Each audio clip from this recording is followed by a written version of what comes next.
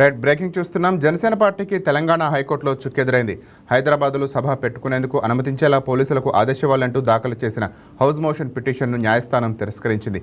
ఇప్పటికిప్పుడు పిటిషన్ను విచారణ చేయలేమని, వెకేషన్ బెంచ్లో పిటిషన్ దాఖలు చేసుకోవచ్చునని చీఫ్ జస్టిస్ బెంచ్ స్పష్టం చేసింది.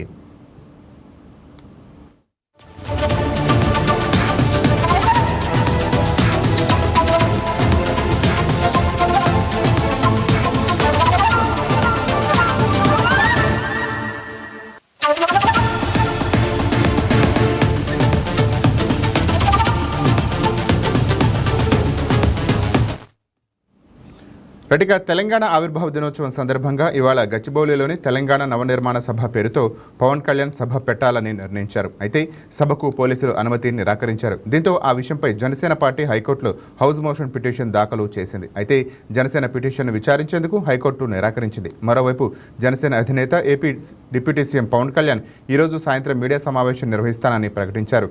మరి దానికైనా పోలీసులు అనుమతిస్తారో లేదో తెలియాల్సి ఉంది. రైట్గా దీనికి సంబంధించిన మరింత సమాచారం మా కరెస్పాండెంట్ ప్రసాద్ ఫోన్ ద్వారా అందిస్తారు. రైట్ ప్రసాద్, చెప్పండి.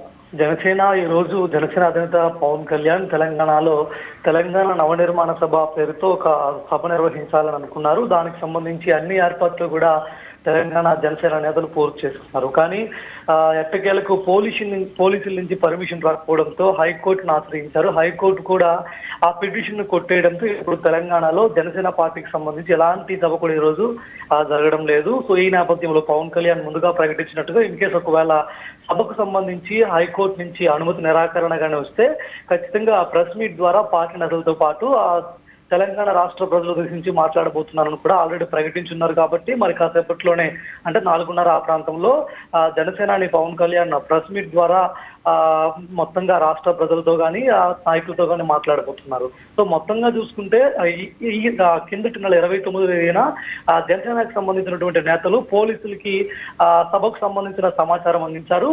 వెంటనే తరువాత రోజే 30వ తేదీనే తెలంగాణ పోలీసులు సభ పెట్టడానికి అనుమతి లేదని నిరాకరించి దానికి కొన్ని కారణాలు కూడా చెప్పారు.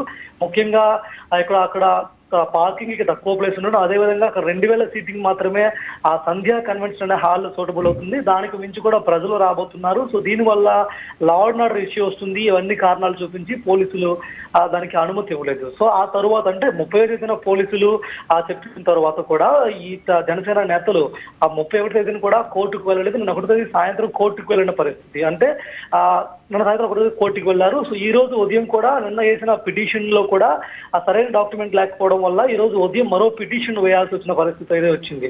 సో మొత్తంగా తక్కువ టైంలో పిటిషన్ ఫైల్ చేయడం వల్ల దీన్ని విచారించలేమని చెప్పేసి హైకోర్టు ఆ పిటిషన్ కొట్టేసింది. ఏకంగా జడ్జి దగ్గర కూడా పిటిషన్ వెళ్ళలేని పరిస్థితి. ఎందుకంటే హైకోర్టు రిజిస్ట్రీ దగ్గరే ఆ పిటిషన్ ని స్క్రూటినీ చేస్తున్న సందర్భంగా ఆ హైకోర్టు ఆ పిటిషన్ కొట్టేసిన పరిస్థితి. సో ఇప్పుడు దీని ప్రకారంగా తెలంగాణలో జనసేన పార్టీకి సంబంధించి ఎలాంటి పార్టీ కూడా ఈ రోజు ఎలాంటి సభను కూడా ఈ రోజు నిర్వహించడం లేదు. కేవలం పవన్ కళ్యాణ్ ప్రెస్ మీట్ మాత్రమే నిర్వహించబోతున్నారు. రైట్గా ప్రెస్ మీట్ కూడా అనుమతి ఇవ్వమంటూ తాజాగా అద్దంకి దయాకర్ కాన్ఫరెన్స్ లో చెప్పారు. మరి దానిపైన ఏమంటారు? ప్రెస్ మీట్ కి సంబంధించి కూడా సటైరికల్ గా ఒక సర్కాస్టిక్ గా ఆల్రెడీ పవన్ కళ్యాణ్ ట్వీట్ చేశారు. ఇన్ కేసు సభగానే లేకపోతే మొత్తంగా ప్రెస్ మీట్ నిర్వహిస్తాను, దీనికైనా తెలంగాణ పోలీసులు పర్మిషన్ ఇస్తారో ఇవ్వరో చూడాల్సి ఉందని చెప్పి ఒక సటైరికల్ ట్వీట్ చేశారు. బట్ ప్రెస్ మీట్ అనేది కొంత అంటే ఒక తక్కువ స్పేస్ లో జరుగుతుంది కాబట్టి దానికి సంబంధించి పోలీస్ పర్మిషన్ అంత పెద్ద స్టాండర్డ్ అవసరం లేదు.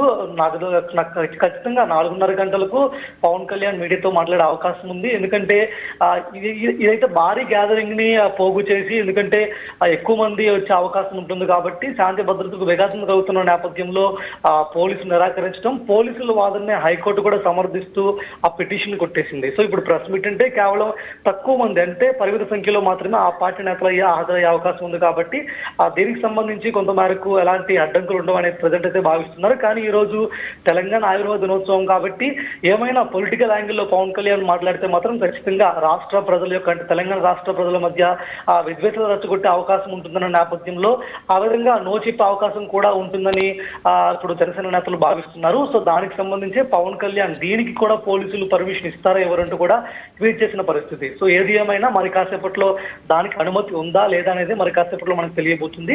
ఇన్ కేసు అనుమతి కానీ ఉంటే ఖచ్చితంగా పవన్ కళ్యాణ్ మరి కాసేపట్లో మీడియాతో ఏదైతే సభలో చెప్పాలనుకున్నారో అదే విషయాన్ని మీడియా ద్వారా ప్రజలకు చెప్పబోతున్నారని కూడా మనం చెప్పుకోవచ్చు. Right, thank you Prasad.